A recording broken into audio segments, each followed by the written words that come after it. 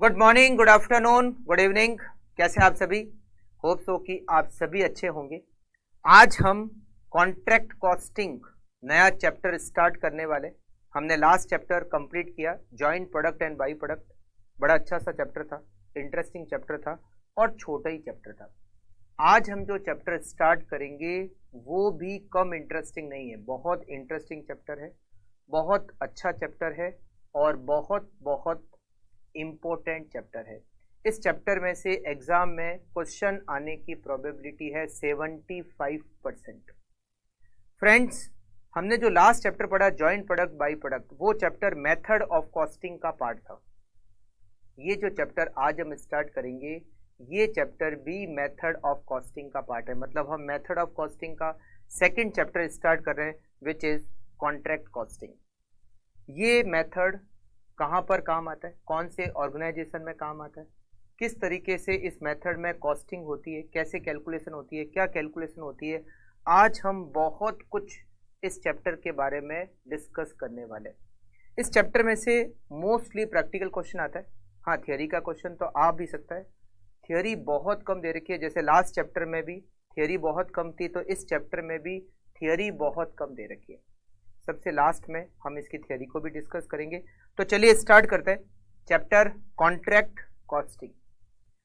जो last chapter हमने पढ़ा था जॉइंट प्रोडक्ट, मैंने आपको बताया था कि वो चैप्टर मैन्युफैक्चरिंग ऑर्गेनाइजेशन में काम आता है। ये जो चैप्टर है कॉन्ट्रैक्ट कॉस्टिंग, ये जो मेथड है कॉस्टिंग का, ये कौन से ऑर्गेनाइजेशन में काम आता है? फ्रेंड्स, ये जो मेथड है कॉस्टिंग का, ये कंस्ट्रक्शन के बिजनेस में काम आता है। कंस्ट्रक्शन का मतलब बिल्डिंग का कंस्ट्रक्शन, रोड का कंस्ट्रक्शन, ब्रिज का कंस्ट्रक्शन, जहां पर भी कंस्ट्रक्शन का काम होता है हम वहां पर कॉन्ट्रैक्ट कॉस्टिंग मेथड का यूज कर सकते हैं। कंस्ट्रक्शन के केस में दो पार्टी होती है, फर्स्ट कॉन्ट्रैक्टी और सेकंड कॉन्ट्रैक्टर। कॉन्ट्रैक्टी वो पार्टी होती है जिसके लिए कंस्ट्रक्शन का काम किया जा रहा है और कॉन्ट्रैक्टर वो पर्सन होता है जो कंस्ट्रक्शन का काम करेगा। फॉर एग्जाम्पल, आपको अपने घर का कंस्ट्रक्शन कराना है, आपने मिस्टर एक्स को ये पूरे कंस्ट्रक्शन का काम दे दिया, तो आप कौन है? आप है कॉन्ट्रैक्टी। और मिस्टर एक्स कौन है? मिस्टर एक्स है कॉन्ट्रैक्टर। तो कॉन्ट्रैक्टी को कंस्ट्रक्शन का काम कराना है और काम करेगा कौन? कॉन्ट्रैक्टर करेगा। कॉन्ट्रैक्टर पूरे काम के जो भी कंस्ट्रक्शन का काम करना है, जितना काम करना है, जितना कॉन्ट्रैक्ट उसको बताता है, उस पूरे काम का एक अमाउंट बताता है। कौन बताएगा? कॉन्ट्रैक्टर बताएगा कि मैं इस पूरे काम के इतने रुपए चार्ज करूंगा। वो जो अमाउंट बताता है और जो कॉन्ट्रैक्टी एग्री करता है, यस ओके मैं इतना अमाउंट आपको पे करूंगा, उस अमाउंट को हम कहते हैं contract price. Contract price construction का जो काम है वो स्टार्ट होने से पहले ही फिक्स हो जाता है। वैसे तो ये जो कंस्ट्रक्शन के काम है ये स्टार्ट होने से पहले कॉन्ट्रैक्टर और कॉन्ट्रैक्टी के बीच में एक एग्रीमेंट बनता है। एग्रीमेंट में क्या होता है? एग्रीमेंट में क्या लिखा हुआ होता है? कॉन्ट्रैक्टी बताता है कि उसको कितना काम करवाना है, किस क्वालिटी का काम करवाना है, और कॉन्ट्रैक्टर बताता है कि वो उस पूरे काम के कितने रुपए चार्ज करेगा और कितने टाइम ड्यूरेशन में वो काम को कंप्लीट करके देगा। कॉन्ट्रैक्ट एग्रीमेंट पर कॉन्ट्रैक्टर भी साइन करता है, कॉन्ट्रैक्टी भी साइन करता है, मतलब वो दोनों बाउंड है उस एग्रीमेंट के लिए। इस एग्रीमेंट को बनने के बाद कंस्ट्रक्शन का काम स्टार्ट होता है। मतलब जो कॉन्ट्रैक्टर है वो कंस्ट्रक्शन का काम स्टार्ट करता है। फिर जैसे जैसे कॉन्ट्रैक्टर काम करता जाता है, कॉन्ट्रैक्टी उसको अमाउंट पे करता जाता है। पूरा काम कंप्लीट हो गया तो कॉन्ट्रैक्टी भी उसको पूरा पेमेंट कर देता है। पूरा पेमेंट का मतलब जो एग्रीमेंट में फिक्स हो रखा है, मतलब जितनी कॉन्ट्रैक्ट प्राइस फिक्स हो रखी है उतना पेमेंट कॉन्ट्रैक्टी कॉन्ट्रैक्टर कर देता है। पूरा काम खत्म और इधर से कॉन्ट्रैक्टी भी कॉन्ट्रैक्टर को पूरा पेमेंट कर देता है। कॉन्ट्रैक्टी के लिए एक एसेट का कंस्ट्रक्शन हो रहा है, उसके लिए वो एसेट्स बन रही है, मगर कॉन्ट्रैक्टर के लिए वो एसेट्स नहीं बन रही है, क्योंकि वो एसेट्स कॉन्ट्रैक्टर की नहीं है। वो एसेट्स किसकी है? वो एसेट कॉन्ट्रैक्टी की है। कॉन्ट्रैक्टर के लिए ये उसका बिजनेस है कि कंस्ट्रक्शन का काम लेना, उसको कंप्लीट करना और उसके बदले में अमाउंट चार्ज करना। तो ये कॉन्ट्रैक्टर का बिजनेस है, कंस्ट्रक्शन का बिजनेस उसका बिजनेस है, राइट। तो वो क्या करता है, बिजनेस है तो दिखती बात है बिजनेस का प्रॉफिट या लॉस भी कैलकुलेट होगा। तो जो भी कंस्ट्रक्शन का काम कॉन्ट्रैक्टर करता है, कॉन्ट्रैक्टर उसका प्रॉफिट या लॉस कितना है, प्रॉफिट कितना है या लॉस कितना हुआ, इसको कैलकुलेट करता है। इसके लिए कॉन्ट्रैक्टर एक अकाउंट बनाता है, उस अकाउंट का नाम होता है कॉन्ट्रैक्ट अकाउंट। कॉन्ट्रैक्ट अकाउंट बनाकर कॉन्ट्रैक्टर ये पता करता है कि मुझे कॉन्ट्रैक्ट से, मतलब जो कंस्ट्रक्शन का उसने काम किया उससे उसको कितना प्रॉफिट हुआ या कितना लॉस हुआ। कॉन्ट्रैक्ट प्राइस किससे मिलेगी, कॉन्ट्रैक्टी से मिलेगी, और उसके बदले में जितना भी एक्सपेंडिचर होगा वो सारा का सारा एक्सपेंडिचर किसका, कॉन्ट्रैक्टर का एक्सपेंडिचर होगा। तो कॉन्ट्रैक्ट अकाउंट कॉन्ट्रैक्टर बनाता है और उससे वो पता करता है कि मुझे इस कंस्ट्रक्शन के काम से कितना प्रॉफिट या कितना लॉस हुआ। हमें इस चैप्टर में कॉन्ट्रैक्ट अकाउंट बनाना है, मतलब हम इस चैप्टर में बुक्स किसकी बनाने वाले, हम इस चैप्टर में बुक्स बनाने वाले हैं कॉन्ट्रैक्टर की। कॉन्ट्रैक्टर का बिजनेस है, तो कॉन्ट्रैक्टर प्रॉफिट या लॉस को कैलकुलेट करने के लिए जो अकाउंट बनाता है उस अकाउंट का नाम कॉन्ट्रैक्ट अकाउंट होता है। हमें कॉन्ट्रैक्ट अकाउंट बनाना है और कॉन्ट्रैक्ट अकाउंट बनाकर ये पता करना है कि हमें कितना प्रॉफिट या कितना लॉस हुआ। इस पूरे चैप्टर में हमें कॉन्ट्रैक्ट अकाउंट बनाना है, ठीक है। तो ये जितना भी अभी मैंने आपको बताया थोड़ा बहुत लिख लेते हैं, उसके बाद हम आगे चलते हैं। फिर हम बात करेंगे ये कॉन्ट्रैक्ट अकाउंट कैसे बनता है, कॉन्ट्रैक्ट अकाउंट का फॉर्मेट क्या है, हम उसको डिस्कस करेंगे। तो चलिए सबसे पहले लिख लेते हैं। आप सबसे पहले तो चैप्टर का नाम लिख लीजिए, कॉन्ट्रैक्ट कॉस्टिंग, और हम उसमें लिखते हैं ये कहां पर काम आता है,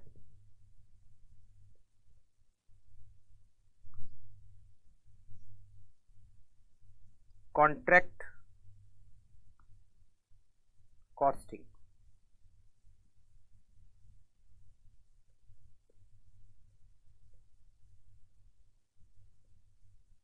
it is a method of costing,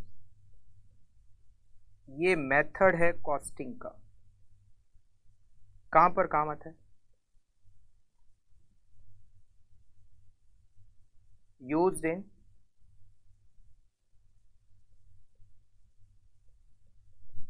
construction business. जहां कंस्ट्रक्शन का बिजनेस होता है वहां पर हम इस मेथड का यूज कर सकते हैं। दो पार्टी होती, टू पार्टी, वन कॉन्ट्रैक्टी,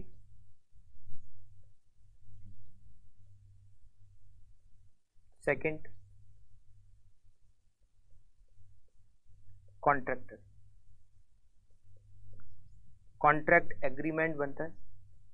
वैसे तो कॉन्ट्रैक्ट एग्रीमेंट में बहुत सारे जो पॉइंट्स होते हैं वो आते हैं, बट मेन क्या पॉइंट होते हैं, कॉन्ट्रैक्ट एग्रीमेंट बनता है उसमें क्वांटिटी ऑफ वर्क, मतलब क्या काम करना है, कितना काम करना है, quantity of work, quality of work, किस क्वालिटी का वर्क करना है, quality of work, contract price जो पहले फिक्स हो जाती है, कॉन्ट्रैक्ट स्टार्ट होने से पहले ही उसकी प्राइस फिक्स हो जाती है।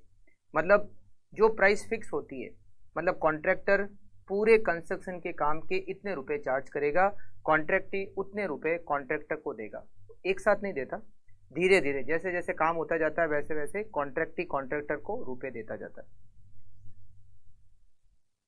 ड्यूरेशन, कॉन्ट्रैक्टर ये भी बताता है कि एस्टिमेटेड डेट ऑफ कंप्लीशन, वो कितने टाइम में इस कॉन्ट्रैक्ट को पूरा करके देगा, ठीक है।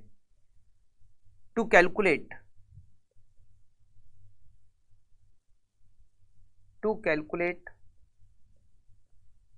प्रॉफिट और loss from construction contract.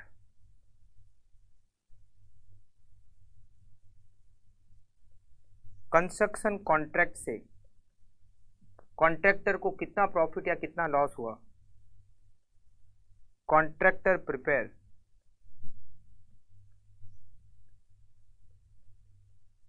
Contract account.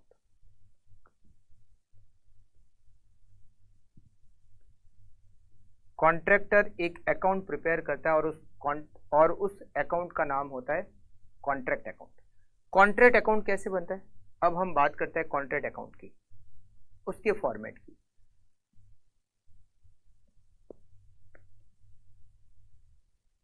Format of contract account, ये कौन बनाता है, कॉन्ट्रैक्टर बनाता है। कौन बनाता है, कॉन्ट्रैक्टर बनाता है। Format of contract account.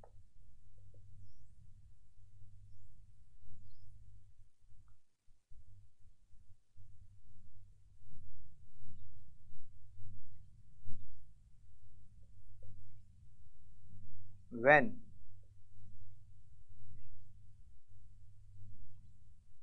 contract starts and complete in same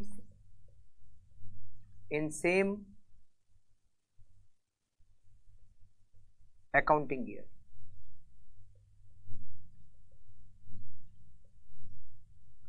देखो पहले तो हम अकाउंटिंग ईयर के बारे में समझ लेते हैं, ये अकाउंटिंग ईयर क्या होता है। वैसे तो इंडिया में अकाउंटिंग ईयर 1 अप्रैल से स्टार्ट होता है और 31 मार्च को एंड होता है। 1 अप्रैल को स्टार्ट और 31 मार्च को एंड। जैसे 1 अप्रैल 23 से अकाउंटिंग ईयर स्टार्ट और 31 मार्च 24 को अकाउंटिंग ईयर एंड, राइट। 1 अप्रैल से स्टार्ट होता है, बुक्स स्टार्ट होती है और 31 मार्च को एंड हो जाती है। तो 31 मार्च को हम trading account, profit and loss account, balance sheet, मतलब सारे फाइनल अकाउंट बनाते हैं। फिर 1 अप्रैल से वापस next year accounting books start होती है, जो 31 मार्च पे हमें उसको क्लोज करना होता है, ठीक है। अगर कॉन्ट्रैक्ट, अच्छा वैसे तो एज पर लॉ 1 अप्रैल से अकाउंटिंग ईयर स्टार्ट होता है और 31 मार्च को एंड होता है, बट हमारे क्वेश्चंस में जरूरी नहीं कि हमेशा अकाउंटिंग ईयर 1 अप्रैल को ही स्टार्ट होगा और 31 मार्च को ही एंड होगा। हो सकता है कि 1 जनवरी को अकाउंटिंग ईयर स्टार्ट हो रहा है और 31 दिसंबर को एंड हो रहा है। हो सकता है 1 जुलाई को अकाउंटिंग ईयर स्टार्ट हो रहा है और 30 जून को एंड हो रहा है। हो सकता है 1 नवंबर से अकाउंटिंग ईयर स्टार्ट हो रहा है और 31 अक्टूबर को अकाउंटिंग ईयर एंड हो रहा है। तो क्वेश्चन में कुछ भी हो सकता है। एज पर लॉ वैसे तो 1 April to 31 March, but in question it may be 1 January to 31 December, 1 July to 30 June, 1 November to 31 October, या और भी कुछ हो सकता है, ठीक है। तो अगर कॉन्ट्रैक्ट जिस फाइनेंशियल ईयर में स्टार्ट हुआ, मतलब फाइनेंशियल ईयर मतलब सेम अकाउंटिंग ईयर, जिस अकाउंटिंग ईयर में स्टार्ट हुआ, अगर उसी अकाउंटिंग ईयर में एंड हो जाए तो कॉन्ट्रैक्ट अकाउंट कैसे बनेगा। पहले तो ये समझते हैं कि कॉन्ट्रैक्ट स्टार्ट और एंड एक ही फाइनेंशियल ईयर में होता है, इसका मतलब क्या होता है ना। पहले इसको समझ लेते हैं। मान लो हमारा जो अकाउंटिंग ईयर है वो 1 जनवरी टू 31 दिसंबर है। 1 जनवरी को स्टार्ट होता है और 31 दिसंबर को एंड होता है, ठीक है। मान लेते हैं हमने एक कॉन्ट्रैक्ट स्टार्ट किया, मतलब कंस्ट्रक्शन का काम स्टार्ट किया 1 फरवरी 2023 से स्टार्ट हुआ और वो 15 दिसंबर 2023 में एंड हो गया। अब मैंने आपको कहा कि हमारा अकाउंटिंग ईयर मान लो 1 जनवरी से 31 दिसंबर है, तो 1 जनवरी 23 से अकाउंटिंग ईयर स्टार्ट हुआ होगा और 31 दिसंबर 23 को अकाउंटिंग ईयर एंड होगा, राइट। तो ये जो कॉन्ट्रैक्ट स्टार्ट हुआ और ये जो कॉन्ट्रैक्ट एंड हुआ, ये दोनों इसी अकाउंटिंग ईयर में कवर होते हैं। इसका मतलब है कॉन्ट्रैक्ट जिस अकाउंटिंग ईयर में स्टार्ट हुआ उसी अकाउंटिंग ईयर में एंड हुआ है। अगर ऐसा होता है तो अब मैं आपको जो फॉर्मेट बनूंगा वैसा कॉन्ट्रैक्ट अकाउंट बनेगा, ठीक है। मान लो हमारा अकाउंटिंग ईयर 1 अप्रैल 23 से स्टार्ट होता है और 31 मार्च 24 को एंड होता है। एक कॉन्ट्रैक्ट हमने स्टार्ट किया 15 मई 23 और हमने एंड किया उसको 4 मार्च 24। तो देखो हमारा अकाउंटिंग ईयर 1 अप्रैल 23 टू 31 मार्च 24 का है। और ये जो स्टार्टिंग डेट है, मतलब कंस्ट्रक्शन का काम जो स्टार्ट किया वो डेट और कंस्ट्रक्शन का काम कंप्लीट किया वो, दोनों एक ही अकाउंटिंग ईयर में। तो इसका मतलब है अब मैं आपको जो फॉर्मेट बताऊंगा वैसा कॉन्ट्रैक्ट अकाउंट बनेगा, वैसा हमें कॉन्ट्रैक्ट अकाउंट बनाना है। चलिए फॉर्मेट बनाते हैं कॉन्ट्रैक्ट अकाउंट का। बहुत सिंपल है। कॉन्ट्रैक्ट अकाउंट क्या बन रहा है? कॉन्ट्रैक्ट अकाउंट कॉन्ट्रैक्टर बना रहा है और वो बना रहा है कॉन्ट्रैक्ट से मुझे कितना प्रॉफिट या कितना लॉस हुआ उसको कैलकुलेट करने के लिए। ठीक है, it is same as profit and loss account. Profit and loss account क्या होता है? जिसके क्रेडिट साइड में इनकम आती है और डेबिट साइड में सारे एक्सपेंडिचर आते हैं। तो कॉन्ट्रैक्टर की इनकम क्या? कॉन्ट्रैक्टर की इनकम है कॉन्ट्रैक्ट प्राइस। उसको कॉन्ट्रैक्ट प्राइस मिलती है। किससे मिलती है? कॉन्ट्रैक्ट से मिलती है। और उसके बदले में कॉन्ट्रैक्टर को सारे एक्सपेंडिचर करने पड़ते हैं। कंस्ट्रक्शन के काम में कितने एक्सपेंडिचर होते हैं? बहुत सारे एक्सपेंडिचर होते हैं। तो वो सारे एक्सपेंडिचर कॉन्ट्रैक्ट अकाउंट के डेबिट साइड में और क्रेडिट साइड में contract price, and difference is profit और लॉस। ठीक है, तो देखो इस तरह से बनेगा कॉन्ट्रैक्ट अकाउंट।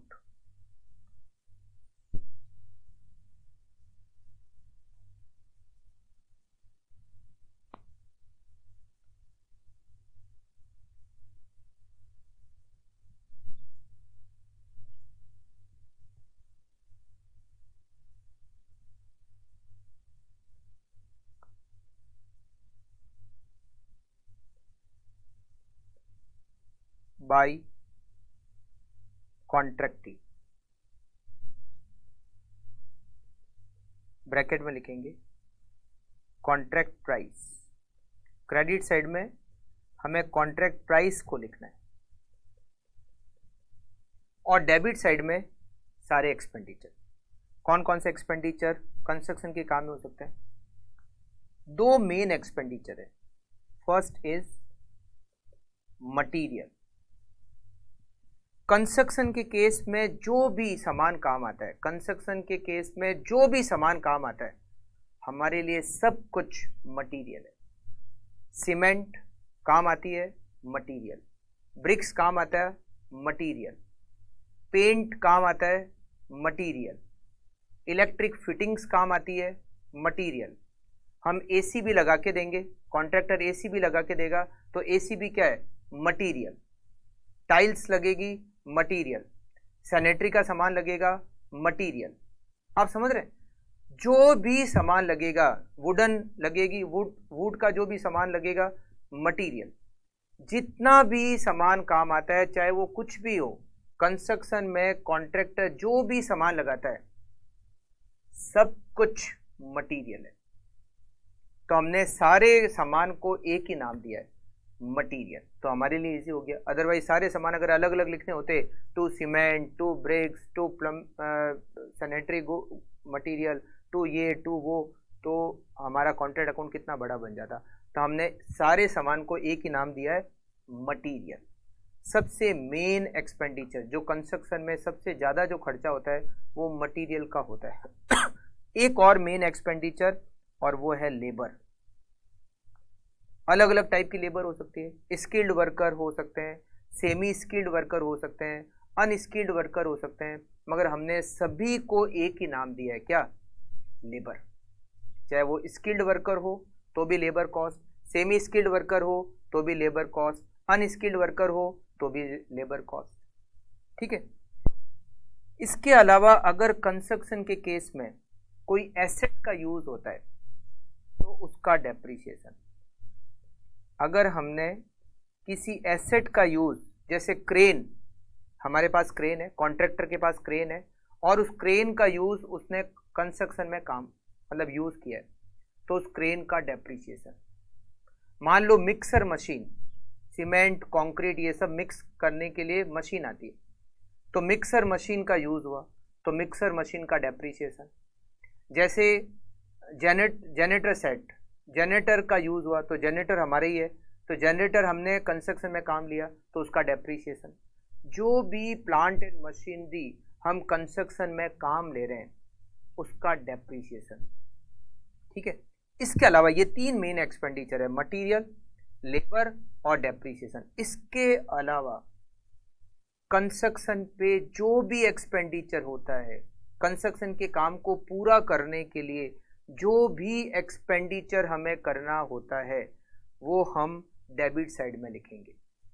फॉर एग्जाम्पल क्या और क्या खर्चा हो सकता है, जैसे मान लो कंस्ट्रक्शन साइट पे हमने एक सुपरवाइजर रखा है, वो मटेरियल का ध्यान भी रखता है, वर्कर का ध्यान भी रखता है, वर्क का भी पूरा ध्यान रखता है। हमने एक सुपरवाइजर रख दिया, सुपरवाइजर की सैलरी हमें कॉन्ट्रैक्ट अकाउंट के डेबिट साइड में लिखनी है।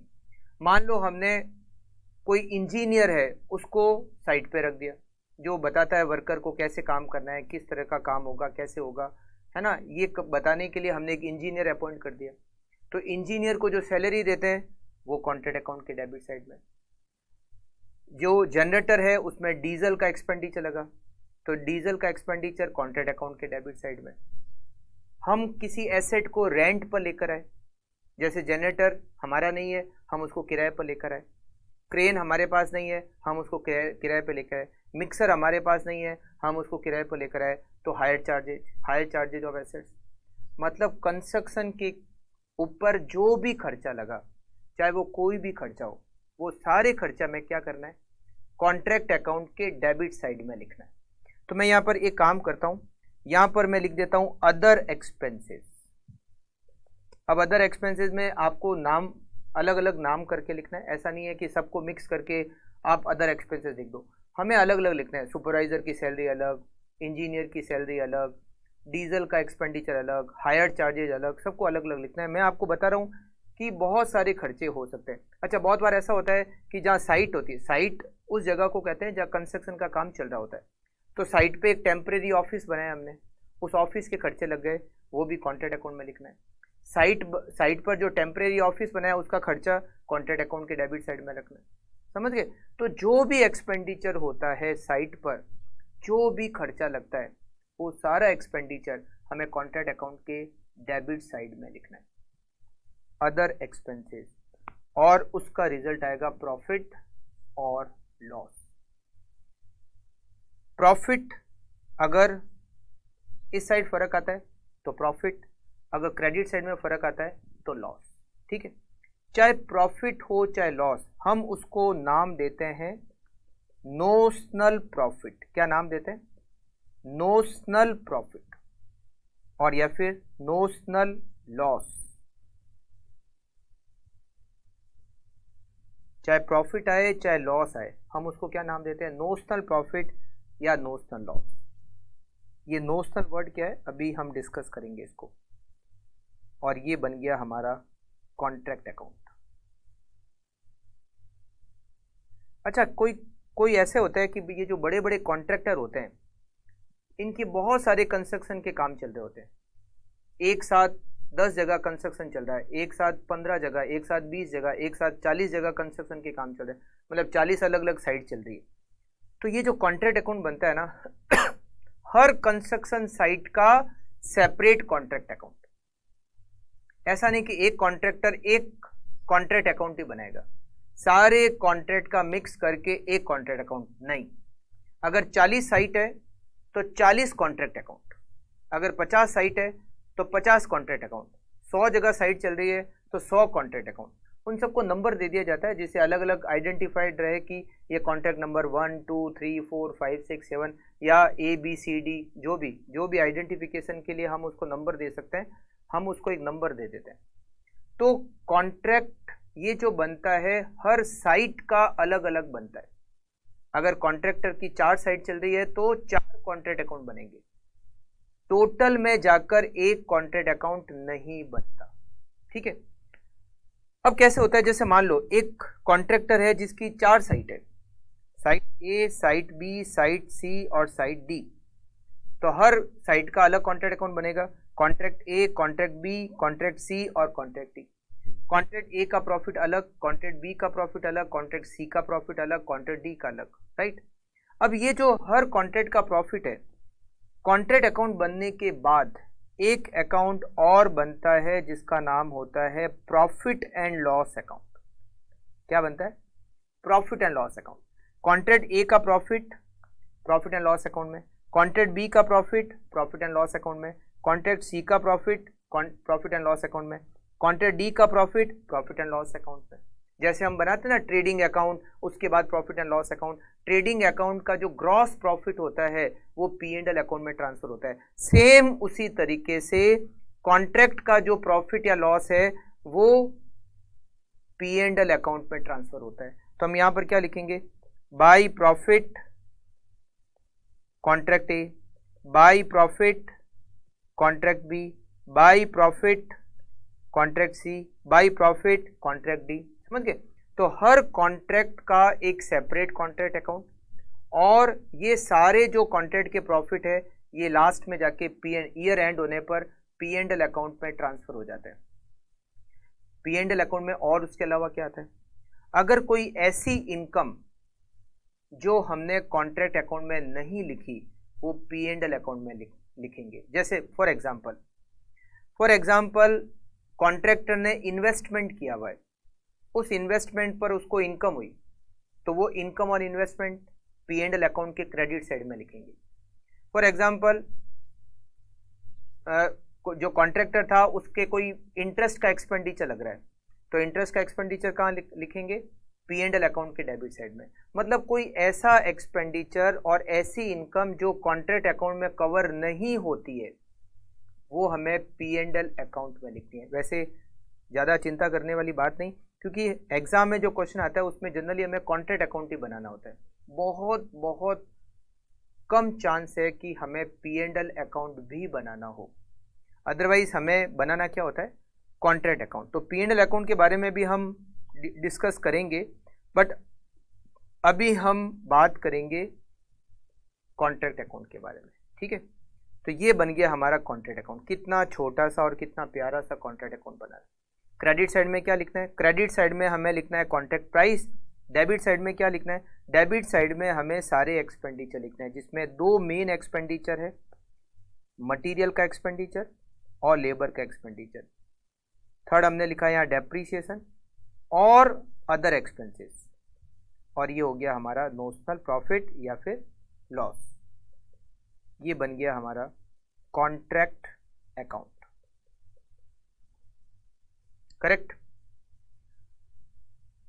तो आप कहेंगे कि ये तो बहुत इजी है, इसमें क्या दिक्कत है? क्रेडिट साइड में कॉन्ट्रैक्ट प्राइस, डेबिट साइड में सारे एक्सपेंडिचर, डिफरेंस प्रॉफिट या लॉस। इट्स वेरी इजी, बिल्कुल इजी है। अच्छा, ये जो फॉर्मेट एप्लीकेबल होता है ये कब एप्लीकेबल होता है? जब कॉन्ट्रैक्ट जिस ईयर में स्टार्ट हुआ, जिस अकाउंटिंग ईयर में स्टार्ट हुआ, उसी अकाउंटिंग ईयर में अगर कॉन्ट्रैक्ट कंप्लीट हो जाए तो। बट जनरली हम क्या देखते हैं कि जो कंस्ट्रक्शन के काम है इतना जल्दी कहाँ पूरा होते हैं? ये 5, 7, 8, 9 महीने में कहाँ पूरे होते हैं? ये तो चलते हैं 2 साल 3 साल। कभी आप घर का कंस्ट्रक्शन अगर आपके फादर ने कराया हो तो उनसे पूछना कि कितने लंबे लंबे काम चलते हैं। ये 7-8 महीने में तो पूरे ही नहीं होते, 7-8 महीने में तो थोड़ा सा काम होता है। ये 2 साल 3 साल 4 साल लंबे लंबे कॉन्ट्रैक्ट अकाउंट चलते हैं। अगर कॉन्ट्रैक्ट अकाउंट आपने स्टार्ट किया, मतलब कंस्ट्रक्शन का काम स्टार्ट हो गया, मगर अकाउंटिंग ईयर एंड होने तक कंप्लीट नहीं हुआ, तो कॉन्ट्रैक्ट अकाउंट कैसे बनेगा और कौन कौन से ईयर में बनेगा? अब आप समझना, है ना? पहले समझते हैं फिर लिखेंगे। ठीक है, मान लो हमारा अकाउंटिंग ईयर वो 1 जनवरी, या इसको ऐसा कर लेते हैं, हमारा अकाउंटिंग ईयर 1 अप्रैल से स्टार्ट होता है। 1 अप्रैल से स्टार्ट होता है हमारा अकाउंटिंग ईयर। अकाउंटिंग ईयर 1 अप्रैल से स्टार्ट होता है और 31 मार्च को एंड होता है। मान लेते हैं हमारा जो अकाउंटिंग ईयर है वो 1 अप्रैल से स्टार्ट होता है और 31 मार्च को एंड होता है। वैसे ज़्यादातर क्वेश्चन में जो अकाउंटिंग ईयर आता है वो 1 अप्रैल टू 31 मार्च आता है। ज़्यादातर क्वेश्चन में, ये नहीं कहूँगा कि सारे क्वेश्चन में ऐसा होता है, बट जनरली ज़्यादातर जो क्वेश्चन है उसमें अकाउंटिंग ईयर 1 अप्रैल टू 31 मार्च दे रखा होता है। ठीक है, तो 1 अप्रैल से स्टार्ट होता है मान लो, और 31 मार्च को हमारा अकाउंटिंग ईयर एंड होता है। ठीक है, मान लेते हैं मैं कॉन्ट्रैक्टर हूं। ठीक है, मैंने कंस्ट्रक्शन का काम स्टार्ट किया, आप कॉन्ट्रैक्टर हो, मतलब मैं आपके घर का कंस्ट्रक्शन का काम शुरू कर रहा हूं। ठीक है, मैंने काम स्टार्ट किया 1 जुलाई 2023। कब स्टार्ट किया? कंस्ट्रक्शन का काम स्टार्ट किया, कंस्ट्रक्शन स्टार्टेड 1 जुलाई 23, और मैंने कंस्ट्रक्शन एंड किया, कंस्ट्रक्शन कंप्लीट किया 30 जून 25। मैंने कंस्ट्रक्शन स्टार्ट किया 1 जुलाई 23 को, और मैंने 30 जून 25 को कंस्ट्रक्शन एंड किया।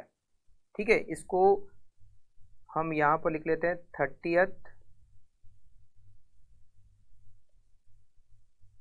30 सितंबर 25 को मैंने कंस्ट्रक्शन एंड किया। ठीक है, अब आप समझना, ये जो कंस्ट्रक्शन का काम है ये कौन कौन से अकाउंटिंग ईयर में चला।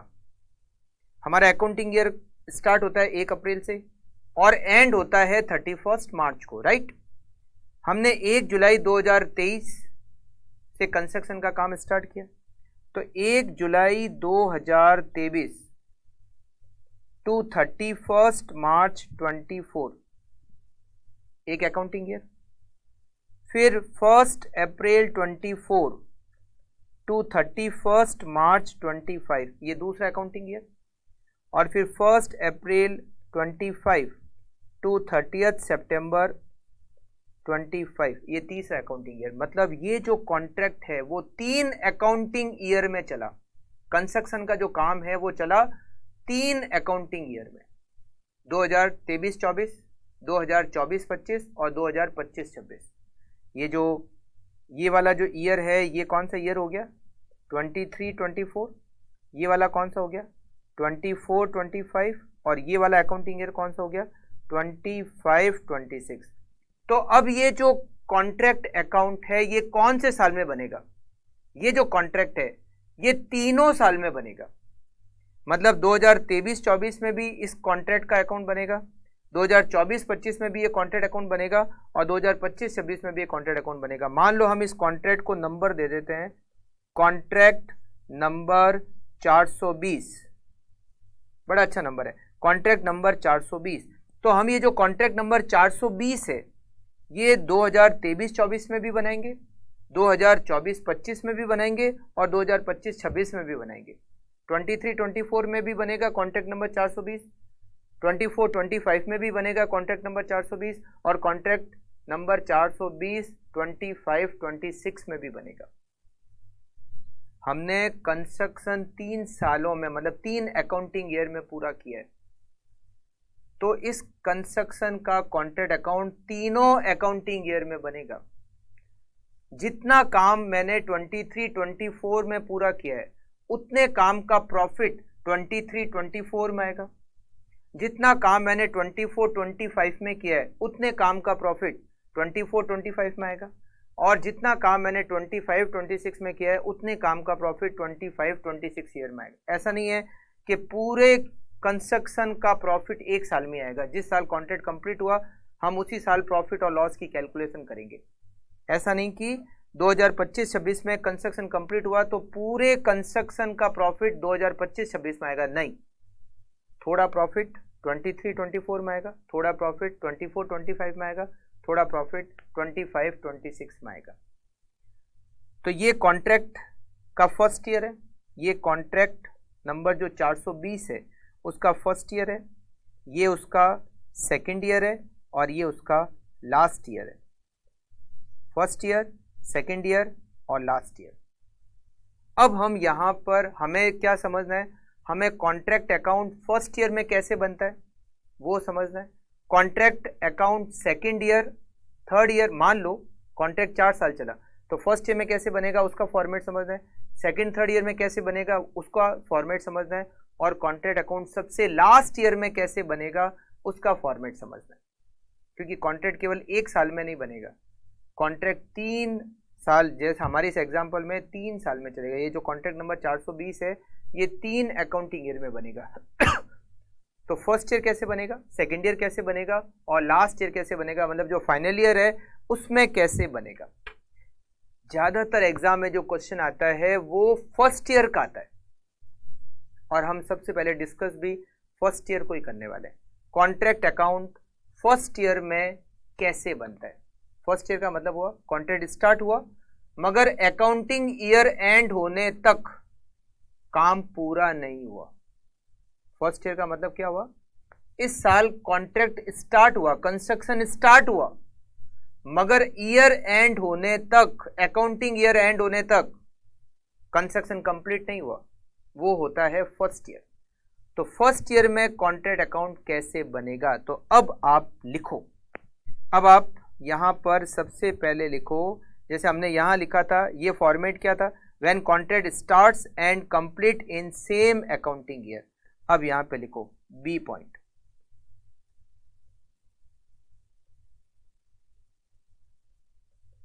Contract starts but not complete in same accounting year. Start और एंड सेम अकाउंटिंग ईयर में अगर नहीं होता है तो कॉन्ट्रैक्ट अकाउंट का फॉर्मेट कैसे बनेगा। यहां पर हम बात कर रहे हैं फर्स्ट ईयर का कॉन्ट्रैक्ट अकाउंट। फर्स्ट ईयर में कॉन्ट्रैक्ट स्टार्ट हुआ है मगर अकाउंटिंग ईयर एंड होने तक कॉन्ट्रैक्ट कंप्लीट नहीं हुआ है। कॉन्ट्रैक्ट स्टार्ट हो गया, फर्स्ट ईयर का मतलब ये कॉन्ट्रैक्ट इस साल स्टार्ट हुआ है मगर अकाउंटिंग ईयर कंप्लीट होने तक कॉन्ट्रैक्ट एंड नहीं हुआ। जैसे मान लो यहां पर मैंने कहा 1 जुलाई 23 को कॉन्ट्रैक्ट स्टार्ट हो गया मगर 31 मार्च 24 को अकाउंटिंग ईयर एंड हुआ, बट कॉन्ट्रैक्ट मतलब कंस्ट्रक्शन का काम अभी तक पूरा नहीं हुआ है। तो फर्स्ट ईयर में कॉन्ट्रैक्ट अकाउंट कैसे बनेगा, कॉन्ट्रैक्ट अकाउंट।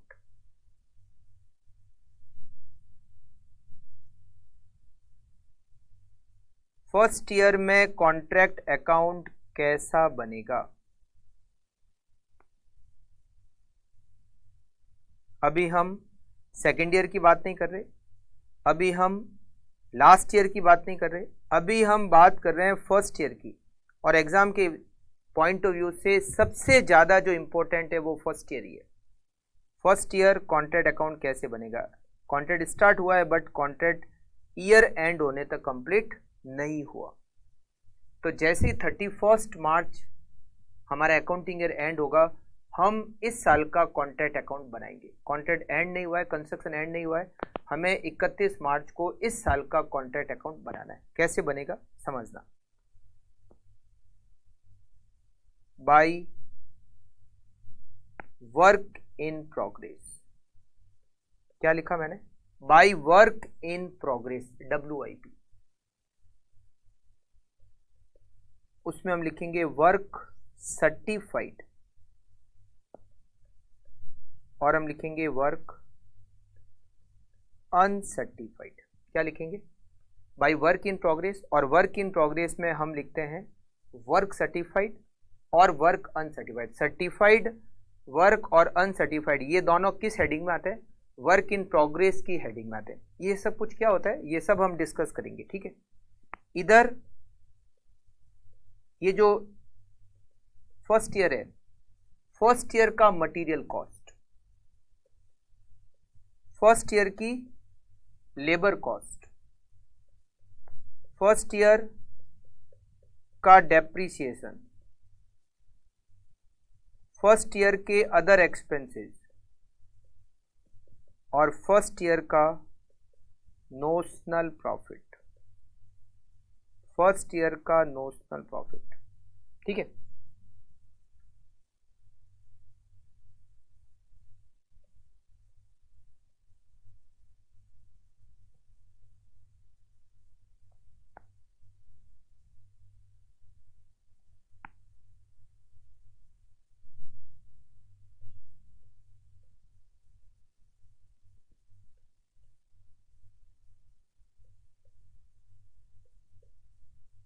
बाई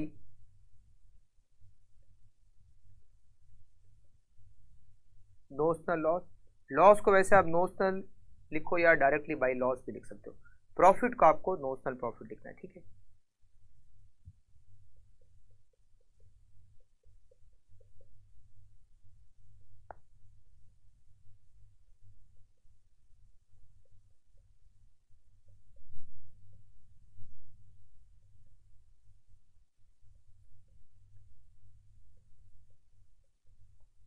ठीक है, ये बन गया हमारा कॉन्ट्रैक्ट अकाउंट फर्स्ट ईयर में।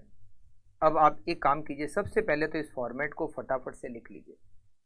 उसके बाद हम इन सब को डिस्कस करने वाले हैं कि ये वर्क सर्टिफाइड क्या होता है, ये वर्क अनसर्टिफाइड क्या होता है, और उसके बाद हम ये जो हमने लिखा है material cost, labour depreciation, other expenses, ये सारे कैसे कैलकुलेट होते हैं, इन सब को हम 1 बाय 1 डिस्कस करने वाले हैं, ठीक है। तो पहले तो आप फटाफट से इस फॉर्मेट को नोट कर लीजिए।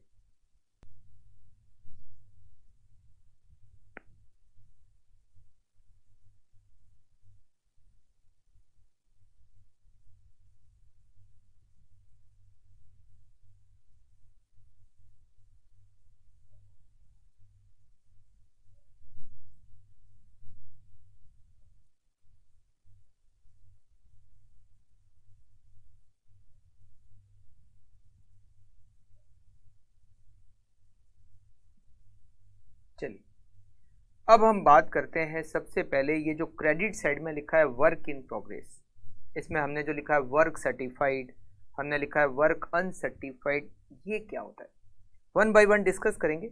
हम हर एक पॉइंट को डिस्कस करेंगे कि ये क्या होता है, इसको कैसे कैलकुलेट करते हैं, इसका अमाउंट कैसे आता है, सब कुछ डिस्कस करने वाले हैं।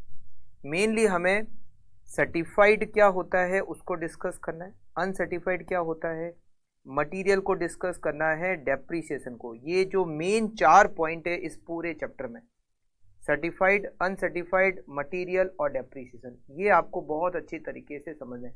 और भी पॉइंट है बट ये जो मेन पॉइंट है वो ये 4 पॉइंट है, ठीक है। तो चलिए स्टार्ट करते हैं। सबसे पहले वर्क सर्टिफाइड। वर्क सर्टिफाइड क्या होता है, व्हाट इज वर्क सर्टिफाइड?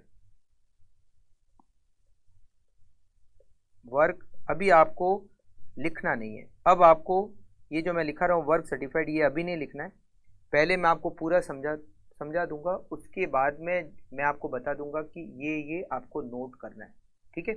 बिल्कुल, जो नोट करने वाला होगा वो मैं ही आपको प्रॉपर तरीके से लिखा दूंगा। तो अभी आपको एक बार समझना है सर्टिफाइड क्या होता है, अनसर्टिफाइड क्या होता है, इनका अमाउंट कैसे कैलकुलेट होता है, इन सब के बारे में हमें बात करनी है, ठीक है। चलिए बात करते हैं। मान लो हमारा कॉन्ट्रैक्ट, हमारा जो अकाउंटिंग ईयर है वो 1 अप्रैल से स्टार्ट होता है और 31 मार्च को एंड होता है। हम इसी एग्जाम्पल, ये जो कॉन्ट्रैक्ट नंबर 420 है, इसी के बारे में बात करते हैं, ठीक है। 1 जुलाई 23 को कॉन्ट्रैक्ट स्टार्ट हुआ और 31 मार्च 24 तक हमारा कंस्ट्रक्शन का काम कंप्लीट नहीं हुआ, ठीक है। अब आप बिल्कुल ध्यान से समझना, ठीक है। मान लेते हैं ये कॉन्ट्रैक्ट नंबर 420 हमारे ही है, मतलब आप कॉन्ट्रैक्टी हो, मैं कॉन्ट्रैक्टर हूं। आप कौन हो? कॉन्ट्रैक्टी। मैं कौन हूं? कॉन्ट्रैक्टर, ठीक है। और ये कॉन्ट्रैक्ट नंबर जो हम काम कर रहे हैं उसको मैंने नंबर क्या दिया है, कॉन्ट्रैक्ट नंबर 420, ठीक है। चलिए स्टार्ट करें। हमने कंस्ट्रक्शन का एग्रीमेंट कब बनाया? 1 जुलाई 23 को। और हम ये जो कॉन्ट्रैक्ट अकाउंट बना रहे हैं वो किसकी बुक्स में बना रहे हैं? कॉन्ट्रैक्टर की बुक्स में, मतलब मेरी बुक्स में। मेरी बुक में मैं अकाउंट बना रहा हूं कॉन्ट्रैक्ट नंबर 420, ठीक है। कब स्टार्ट हुआ? 1 जुलाई 23 को, और फर्स्ट अकाउंटिंग ईयर एंड कब हो गया? 31 मार्च 24 को। काम पूरा नहीं हुआ है, अकाउंटिंग ईयर एंड हो गया, ठीक है। तो मैं अब इस अकाउंटिंग ईयर का कॉन्ट्रैक्ट अकाउंट बनाऊंगा। इसके क्रेडिट साइड में मैं लिखूंगा by work in progress. Work in progress का मतलब है अभी तक काम चल रहा है, कंप्लीट नहीं हुआ है। और उसमें मैं क्या क्या लिखूंगा? वर्क सर्टिफाइड और वर्क अनसर्टिफाइड। तो ये वर्क सर्टिफाइड क्या है समझना। 1 जुलाई 23 को एग्रीमेंट बना, और एग्रीमेंट बनते ही मान लो कॉन्ट्रैक्ट प्राइस फिक्स हमने की, कॉन्ट्रैक्ट प्राइस ₹1 करोड़, 1 करोड़ रुपए कॉन्ट्रैक्ट प्राइस है। मान लो कॉन्ट्रैक्ट प्राइस कितनी है? 1 करोड़ रुपीज, ठीक है। आपका घर बन रहा है तो इतना सस्ता नहीं बन सकता, थोड़ा जोरदार बनेगा, है ना। तो कॉन्ट्रैक्ट प्राइस हमारे बीच में फिक्स हो गई 1 करोड़ रुपीज। मतलब मैं पूरा काम करके दूंगा जैसा कि कॉन्ट्रैक्ट में दे रखा है, और आप उस पूरे काम के मुझे 1 करोड़ रुपए दोगे, विच इज कॉन्ट्रैक्ट प्राइस, ठीक है। 1 जुलाई 23 को एग्रीमेंट बना और मैंने उसी दिन काम स्टार्ट कर दिया। 1 जुलाई 23 को ही मैंने मेरे कुछ वर्कर भेजे, मैंने कहा काम शुरू। 1 जुलाई से ही काम स्टार्ट हो गया, ठीक है। 1 जुलाई को काम स्टार्ट हुआ और मैंने आपको 3 महीने बाद कॉल किया। मैंने आपको 1 अक्टूबर 23 को कॉल किया। मैंने कहा सेठ जी, आपने मुझे जो काम दिया था मैंने उसका 20% कंप्लीट कर लिया। आपने मुझे जो काम दिया था मैंने उसका 20% कंप्लीट कर लिया। तो आपने मुझे काम टोटल कितने रुपए में दिया था? 1 करोड़ रुपीज में दिया था, करेक्ट। तो मैंने उसका कितना कंप्लीट कर लिया? 1 अक्टूबर तक। 1 अक्टूबर तक मैंने 20% काम कंप्लीट कर लिया। ऐसा कीजिए, आप आके चेक कर लो, 20% काम मैंने किया, आप चेक कर लो। और मुझे 1 करोड़ का 20% 20 लाख रुपए दे दो, क्योंकि मैं 20% काम कर चुका हूं। अब ऐसा तो होगा नहीं कि आप पूरा काम कंप्लीट करने के बाद 1 करोड़ दोगे, ऐसा कॉन्ट्रैक्ट में नहीं होता। जैसे जैसे मैं थोड़ा थोड़ा काम करता जाऊंगा आप मुझे थोड़े थोड़े पैसे देते जाओगे, ऐसे ही होगा, ठीक है। तो मैंने कहा 1 अक्टूबर को आपको कॉल किया, मैंने कहा आप आइए चेक कीजिए, मैंने 20% काम पूरा कर लिया और आप मुझे 1 करोड़ का 20% 20 लाख रुपए साथ में आप चेक लेते आना, करेक्ट, क्योंकि मैंने 20% काम किया। अब आप चार्टर्ड अकाउंटेंट या कॉस्ट एंड मैनेजमेंट अकाउंटेंट या CS जो भी आपने कर रखी है, आप कॉमर्स के पर्सन, आपने कहा मैं जाके साइट पे तो चला जाऊंगा, मगर कैसे पता चलेगा कि जो काम कॉन्ट्रैक्टर ने पूरा किया है वो 20% वर्क है या 15% वर्क है या 10% वर्क है या 5% वर्क है या 7% वर्क है, कैसे पता चलेगा? साइट पर जब काम पूरा हो जाएगा तब तो पता किया जा सकता है yes it is 100% work completed. मगर ये बीच में आधे अधूरे काम को देखकर कैसे पता चलेगा कि ये काम 15% है, 18% है, 20 है, 25 है, 10 है, कैसे पता चलेगा? मैं आपको एक छोटा सा किस्सा सुनाता हूं, ठीक है, सुनना। हमारे पड़ोस में एक वर्मा जी, अभी तो नहीं रहते, पहले रहते थे, एक वर्मा जी रहते थे, ठीक है। उनके एक डॉटर और एक सन था, ठीक है। तो वर्मा जी की जो डॉटर है वो स्कूल जा रही थी, तो कुछ बच्चों ने, कुछ ऐसे शरारती कुछ लड़के थे जिन्होंने उनकी बेटी को थोड़ा सा, आप समझ गए है ना, थोड़ा सा छेड़ दिया। तो उनकी डॉटर रोते रोते घर आई और अपने भाई को कहा कि कुछ ऐसे 3-4 लोग लड़के थे जिन्होंने रास्ते में जब मैं जा रही थी तो मुझे कुछ ऐसे सुना दिया। तो भाई को गुस्सा आ गया, दिखती बात है आना ही था। कोई भी भाई होगा अपनी बहन के बारे में सुन के हर किसी की आंखें लाल होगी दिखती बात है। मगर उसका भाई था एकदम ऐसा छोटा दुबला सा, जो मतलब चींटी को भी आराम से नहीं मार पाए। तो केवल गुस्सा करने से क्या होगा? कुछ शरीर में ताकत भी तो होना चाहिए, जिससे कि सनी देओल जैसा अगर शरीर हो तो 4 जने क्या और 40 जने क्या, अकेला ही भिड़ जाए, ठीक है ना। उसको पता था कि वो 4 की जगह अगर 1 भी हो तो भी वो 2 भी वो मेरे ऊपर भारी पड़ेगा, तो 4 है। केवल गुस्सा करने से क्या होगा? मैं ही पिट के आऊंगा, ठीक है। मगर उसके जान पहचान में बहुत सारे ऐसे थे जो योद्धा थे, मतलब बड़े बड़े जो जान पहचान में जो थे वो थोड़े ताकतवर लोग थे। उसने सीधा मोबाइल किया उनको और बुला लिया 4-5 जनों को, और 4-5 जनों को लेकर गया, और 4-5 जनों ने उन 4-5 जनों की ऐसी कम तैसी कर दी, ठीक है, मतलब उनके बैंड बाजे बजा दिए। करेक्ट ना? इस कहानी से हमें क्या सीखने को मिलता है, मतलब इस किस्से से हमें क्या सीखने को मिलता है?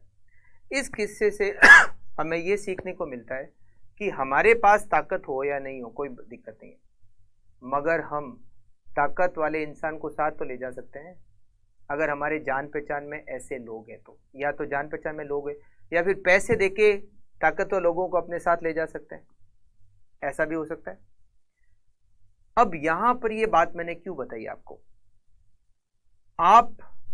मैंने आपको कहा कि मैंने 20% वर्क कंप्लीट कर लिया, आप आइए और चेक कीजिए और मुझे 20% का पैसा दे दीजिए। अब या तो आपको नॉलेज है, या तो वो जो वर्मा जी का लड़का था, या तो वो खुद होता सनी देओल जैसा। तब तो मैंने आपको कहा कि 4 किया और 20 किया और 50 किया, 2.5 किलो का हाथ होता है, वो सबको उड़ा देता है। वो अकेले ही काफ़ी था। वो बस ये कहता कहाँ खड़े है ये बता दे और चल मेरे साथ में, और वहीं पे अकेले ही धुन देता है या नहीं। बट उसको पता था कि केवल गुस्सा करने से क्या होगा, मैं जाऊंगा और पिट के भी मैं ही आऊंगा। तो इससे अच्छा तो है कि कुछ जनों को साथ ले जाया जाए जो उनको पीटेंगे, राइट। तो या तो आपको नॉलेज है इस बारे में कि हाँ ठीक है, मुझे खुद को पता है कि कैसे चेक करते हैं। देखो, 2 चीज़ें चेक करनी होती है। एक तो मैंने आपको जो कहा कि 20% काम पूरा कर लिया, मतलब क्वांटिटी ऑफ वर्क, कि वाकई में 20% किया है या नहीं किया है। और दूसरा आपको चेक करना है क्वालिटी वाइज, कि जिस क्वालिटी का काम आपने मुझे दिया था क्या मैं उसी क्वालिटी का काम कर रहा हूं। तो क्वालिटी को भी चेक करना होता है और क्वांटिटी को भी चेक करना होता है। तो या तो आपको नॉलेज है, आपने कहा कोई बात नहीं, मैं कॉमर्स का भले ही हूं मगर मुझे इसके बारे में पूरी नॉलेज है, मैं क्वालिटी भी चेक कर सकता हूं, क्वांटिटी भी चेक कर सकता हूं। ठीक है, आप आओगे और फटाफट से चेक कर लोगे, ठीक है, क्योंकि आपको नॉलेज है। अगर आपको नॉलेज नहीं है, जो कि ज्यादातर लोगों को नहीं होती, तो फिर वो क्या करेंगे? वो फिर अपने साथ में किसी ऐसे को लेकर जाएंगे जिसको नॉलेज है, जो चेक कर सकता है, जिसने उस फील्ड में नॉलेज ले रखी है। जैसे इंजीनियर होते हैं, आर्किटेक्ट होते हैं, उनको उस फील्ड में क्या होती है? नॉलेज होती है। तो आप किसी इंजीनियर को, आर्किटेक्ट को अपने साथ लेके जाओगे कि भैया ऐसा है, मैंने ये काम दिया था, एग्रीमेंट के हिसाब से मैंने ये काम दिया था, अब आप चेक करके बताओ कि जिस क्वालिटी का काम मैंने कहा था उसी क्वालिटी का काम किया या नहीं है। और जितना क्वांटिटी कह रहे हैं, ये कह रहे हैं 20% काम पूरा कर लिया, तो क्या वाकई में 20% कर लिया या नहीं किया? बिल्कुल आप चेक करके बताओ। अब वो जो इंजीनियर होगा, आर्किटेक्ट होगा, उन्होंने उसी फील्ड में पढ़ाई कर रखी है, बिल्कुल वो आपको 1-2 दिन में पूरा चेक करके बता देंगे कि ये 20% है या नहीं है, और जैसी क्वालिटी का आपने काम कहा था वैसा है या नहीं है। आर्किटेक्ट या इंजीनियर जो भी होगा वो चेक करेगा, एंड ही सेटिस्फाइड, यस ये जो कॉन्ट्रैक्टर है, ये जो कह रहा है वो ठीक है, बिल्कुल 20% काम कर लिया, और बिल्कुल जैसा आपने, जिस क्वालिटी का काम आपने दिया था उसी क्वालिटी का काम किया है। तो जो काम मैंने किया, कितना काम किया? 20%, और आपने चेक कर लिया। आपने चेक किया का मतलब आप खुद आके चेक कर रहे हो या आपने किसी को भेजकर चेक किया, एक ही बात है। जो काम मैंने कर लिया और आपने चेक कर लिया, हम उसको कहते हैं वर्क सर्टिफाइड। क्या कहते हैं? Work certified. जो काम कॉन्ट्रैक्टर ने कर लिया और कॉन्ट्रैक्टी ने चेक कर लिया, हम उसको कहते हैं वर्क सर्टिफाइड। तो ये जो 20% काम मैंने कर लिया और आपके जो पर्सन थे वो आए और उन्होंने चेक कर लिया और उन्होंने कहा यस ओके, तो ये जो 20% है इसको हम क्या कहते हैं? Work certified. तो 1 जुलाई से काम स्टार्ट किया 1 जुलाई से काम स्टार्ट किया और 1 अक्टूबर तक मैंने 20% काम पूरा कर लिया और आपने चेक कर लिया। 1 अक्टूबर के बाद मैंने आपको कॉल किया सीधा 15 मार्च 24 को। मैंने कहा मैंने 20% वर्क और कंप्लीट कर लिया, मतलब 20 तो 1 अक्टूबर तक ही कर लिया था। 1 अक्टूबर से 15 मार्च तक मैंने और 20% काम कर लिया। आ जाओ चेक कर लो।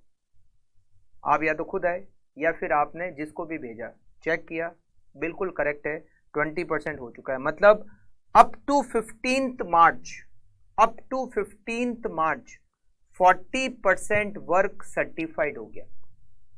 15 मार्च तक मैंने 40% वर्क कंप्लीट कर लिया और आपने उसको चेक कर लिया। तो 15 मार्च तक सर्टिफाइड कितना हो गया? 40%, 20 राइट। 15 मार्च के बाद 31 मार्च 24 को अकाउंटिंग ईयर एंड हो गया। अकाउंटिंग ईयर एंड हो गया, काम पूरा नहीं हुआ है, अकाउंटिंग ईयर एंड हो गया। 15 मार्च आपने कब चेक किया था? लास्ट 15 मार्च को, ठीक है। 15 मार्च से 31 मार्च तक मैंने 5% वर्क और कंप्लीट कर लिया। मगर ये जो 5% वर्क है 31 मार्च तक किया, मतलब 15 मार्च से 31 मार्च के बीच में ये जो 16 दिन है, इन 16 दिन में मैंने 5% काम और पूरा कर लिया। मगर वो जो 5% काम था वो 31 मार्च तक आपने चेक नहीं किया। तो जो काम मैंने कर लिया और आपने ईयर एंड तक चेक नहीं किया, हम उसको कहते हैं वर्क अनसर्टिफाइड। क्या कहते हैं? Work uncertified. जो काम मैंने कर लिया मगर ईयर एंड होने तक आपने चेक नहीं किया, हम उसको कहते हैं वर्क अनसर्टिफाइड। अब पूरी कहानी क्या हुई इस साल की, फर्स्ट ईयर की। फर्स्ट ईयर 1 जुलाई 23 से स्टार्ट हो रहा है क्योंकि कंस्ट्रक्शन स्टार्ट हो रहा है और 31 मार्च 24 को अकाउंटिंग ईयर एंड हो रहा है। ये जो 9 मंथ्स है 1 जुलाई 23 से 31 मार्च 24, इस 9 मंथ में मैंने टोटल 45% वर्क कंप्लीट कर लिया। Work completed first year. मैंने फर्स्ट ईयर 1 जुलाई 2023 से 31 मार्च 2024 तक मैंने 45% वर्क कंप्लीट कर लिया और उस 45% में से आपने 40% चेक कर लिया, मतलब कॉन्ट्रैक्ट ने चेक कर लिया। It is called work certified 40% और वर्क अनसर्टिफाइड 5%। वर्क कंप्लीट हो गया, वर्क कंप्लीट हो गया 45%, उसमें से 40% आपने चेक कर लिया और 5% अभी तक आपने चेक नहीं किया। फर्स्ट ईयर 31 मार्च 2024 तक मैंने 45% वर्क कंप्लीट कर लिया, उसमें से 40% काम आपने चेक कर लिया, 5% अभी तक आपने चेक नहीं किया। तो 40% is work certified and 5% is work uncertified. Total कितना काम हो गया? 45%, ठीक है। अब मैं यहां पर, मैंने अभी आपको क्या कहा कि मैं यहां पर WIP में लिखता हूं वर्क सर्टिफाइड और वर्क अनसर्टिफाइड। तो क्या यहां लिखूंगा 40%, 5%, यहां तो रुपए आते हैं ना। तो ये जो वर्क सर्टिफाइड है 40%, इसका अमाउंट कैलकुलेट करना पड़ेगा। ये जो 5% वर्क अनसर्टिफाइड है इसका भी अमाउंट कैलकुलेट करना पड़ेगा। अब आप ये तो समझ गए कि वर्क सर्टिफाइड क्या होता है, वर्क अनसर्टिफाइड क्या होता है, मगर बात यह है कि इनका अमाउंट कैसे कैलकुलेट होता है, कैसे कैलकुलेशन होती है इनके अमाउंट की। अब इसके लिए आप थोड़ा और समझना, ठीक है। आज की क्लास में हम ये सर्टिफाइड और अनसर्टिफाइड को पूरा कंप्लीट करेंगे। उसके बाद में नेक्स्ट क्लास में और भी बहुत सारे पॉइंट, अभी तक मटेरियल, लेबर, डेप्रिसिएशन, इन सब के बारे में भी हमें बहुत सारे पॉइंट डिस्कस करने। मैं आपको बता दूं ये जो फॉर्मेट है ना, ये बस बहुत छोटा ही है, आपको एक एक पॉइंट को बहुत ध्यान से समझना है, फिर तो ये चैप्टर फटाफट फटाफट फटाफट कंप्लीट होते जाएगा, कुछ है ही नहीं ज़्यादा। एक बार आप इन सब के बारे में समझ गए फिर तो शुरुआत। और हमारे यहाँ पर ऐसा नहीं है कि जिस साल हमने चैप्टर स्टार्ट किया हमने 3 सालों में चैप्टर खत्म किया, नहीं, हम तो स्टार्ट करेंगे और कुछ टाइम में ही कंप्लीट कर देंगे, ठीक है। चलिए समझना, तो सर्टिफाइड आप समझ गए क्या होता है, अनसर्टिफाइड आप समझ गए क्या होता है। अब बात है इनकी वैल्यू कैसे निकालते हैं, इनका अमाउंट कैसे निकालते हैं, ठीक है। देखो अब यहां पर लॉ क्या कहता है, ये जो वर्क सर्टिफाइड है, ये जो वर्क सर्टिफाइड है, it is same as sales. Sales क्या होती है, आप लोगों ने पढ़ा होगा लॉ के अंदर सेल्स क्या होती है, ठीक है ना। Work certified is same as sales. जो काम कॉन्ट्रैक्टर ने कंप्लीट किया और उस काम को कॉन्ट्रैक्टी ने चेक कर लिया, it is equal to sales. मतलब मैंने काम किया, आपने चेक कर लिया, मतलब एक तरीके से इतना माल बिक गया, आपने मुझसे जितना माल खरीदना था मैंने 40% माल बेच दिया, समझा। 40% work certified is equal to sales, और सेल्स का वैल्यूएशन हम हमेशा सेलिंग प्राइस पे करते हैं। यहां पर सेलिंग प्राइस का मतलब है कॉन्ट्रैक्ट प्राइस। आपके और मेरे बीच में कॉन्ट्रैक्ट प्राइस कितनी फिक्स की थी, 1 करोड़ रुपीज। 1 करोड़ रुपीज का 40% कितना होता है, 40 lakh. It is amount of work certified. Work certified का अमाउंट क्या आएगा, कॉन्ट्रैक्ट प्राइस कितनी है, 1 करोड़ रुपए, और वर्क सर्टिफाइड के परसेंटेज कितने हैं, 40%। 1 करोड़ का 40% कितना होता है, 40 लाख। हम वर्क सर्टिफाइड का वैल्यूएशन कॉन्ट्रैक्ट प्राइस पे करेंगे। क्यों करेंगे कॉन्ट्रैक्ट प्राइस पे, because work certified is same as sales. जैसा मैन्युफैक्चरिंग बिजनेस, ट्रेडिंग बिजनेस में सेल्स होती है, work certified is same as sales, और सेल्स का वैल्यूएशन हमेशा सेलिंग प्राइस पे होता है, राइट। तो 1 crore rupees total sales value है, 40% उसका हो गया, मतलब 40 लाख उसका वैल्यूएशन। मगर ये जो वर्क अनसर्टिफाइड है, work uncertified is same as closing stock. Closing stock क्या होता है, जो आपने मैन्युफैक्चर कर लिया या बना तो लिया मगर अभी तक सेल नहीं हुआ है। जब तक कॉन्ट्रैक्टी चेक नहीं करता है, जब तक जो काम कॉन्ट्रैक्टर ने किया बट अभी तक कॉन्ट्रैक्टी ने चेक नहीं किया, तो इसका मतलब है सेल नहीं हुआ। हमने कर तो लिया मगर अभी तक बिका नहीं। जैसे ही आपने चेक कर लिया, जैसे ही कॉन्ट्रैक्टी ने चेक कर लिया, मतलब वो बिक गया, समझा। मतलब बिकने का मतलब यहां पर वो वाली सेल नहीं है, but it is equal to sales. भाई आपने चेक कर लिया, अब मैं आपसे पैसे लेने का हक रखता हूं, राइट। तो जो काम मैंने कर लिया और आपने चेक कर लिया, वो तो एक तरह से सेल हो गई। बट जो काम मैंने किया मगर आपने अभी तक उसको चेक नहीं किया, it is equal to closing stock. मैंने काम कर तो लिया, आपने चेक नहीं किया, मतलब अभी तक सेल नहीं हुआ। जैसे जब आप उसको चेक कर लोगे वो सेल्स हो जाएगी, है ना। तो work uncertified is same as closing stock, और क्लोजिंग स्टॉक का वैल्यूएशन कभी भी सेलिंग प्राइस पे नहीं होता है। क्या कभी आप स्टॉक का वैल्यूएशन सेलिंग प्राइस पे करते हो, नहीं करते हो। क्लोजिंग स्टॉक का वैल्यूएशन ऑलवेज कॉस्ट पे होता है। किस पे होता है, कॉस्ट पे होता है। तो यहां पर वर्क सर्टिफाइड का वैल्यूएशन तो कॉन्ट्रैक्ट प्राइस पे होगा, और वर्क अनसर्टिफाइड का वैल्यूएशन कॉस्ट पे होगा। तो चलिए अब हम एक काम करते हैं, ये सब लिख लेते हैं, फटाफट लिख लेते हैं और आज की क्लास को भी कंप्लीट करते हैं, ठीक है। आप फटाफट लिखिए, work certified, work certified,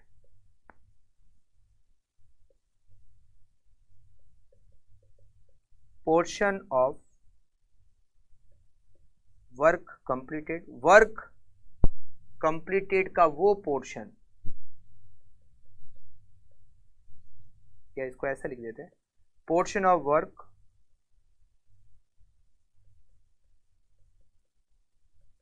completed by contractor and checked by contractor। अब वो खुद चेक करे, किसी को बुलाकर चेक करे, हमें उससे कोई लेना देना नहीं। checked by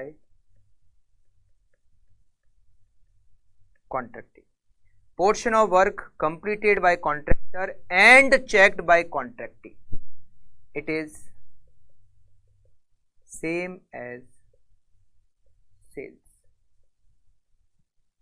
इसका वैल्यूएशन कैसे होता है, इसका अमाउंट कैसे कैलकुलेट होगा?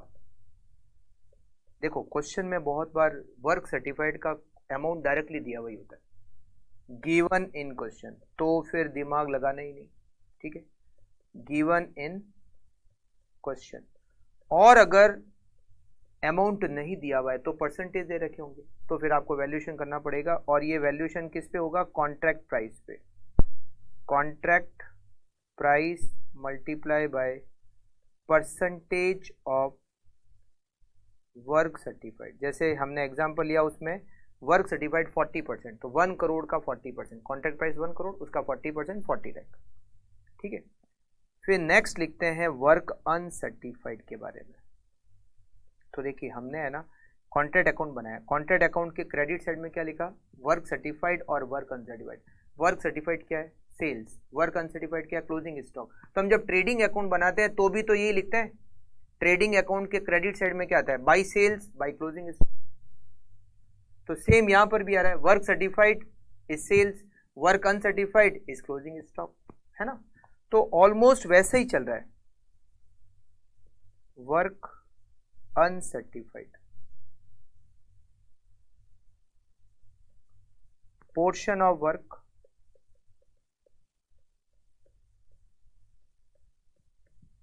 completed by contractor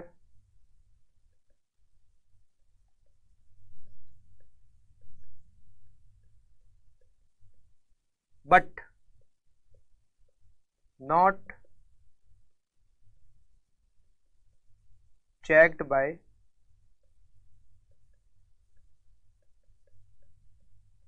contracting till end of accounting year। जो पोर्शन ऑफ वर्क कॉन्ट्रैक्टर ने कंप्लीट कर लिया बट कॉन्ट्रैक्टर ने अकाउंटिंग ईयर एंड होने तक चेक नहीं किया, हम उसको कहते हैं work uncertified. It is same as closing stock. Closing stock, इसका वैल्यूएशन कैसे होता है? A point given in question, B point या तो अमाउंट डायरेक्टली दे रखा होगा क्वेश्चन में तो दिक्कत है ही नहीं, और या फिर हमें परसेंटेज दे रखे होंगे, वैल्यूएशन करना पड़ेगा, बट इसका वैल्यूएशन कॉस्ट पे होता है।